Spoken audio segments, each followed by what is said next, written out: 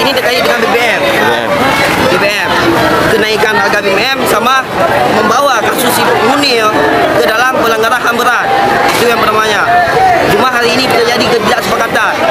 Yang pertama dari pihak semua mahasiswa sudah jelas kami sepakati kita orasi di luar 7 sampai 8 orang, kita orasi ke dalam lingkungan ini 3 orang atau 4 orang, dan setelah itu kita masuk dengan petisi ke dalam. Jadi kericuhan tadi penyebabnya apa? Karena tidak sesuai mekanisme yang sudah ditetapkan, tidak sesuai hari ini. Jadi sekarang menarik diri nih? Sekarang menarik diri dari aksi? Menarik diri, semua masa kami bawa pulang. Kami tidak akan ikut apapun yang tidak sesuai dengan mekanisme yang sudah ditetapkan. Kita dari mana, Pak? Saya dari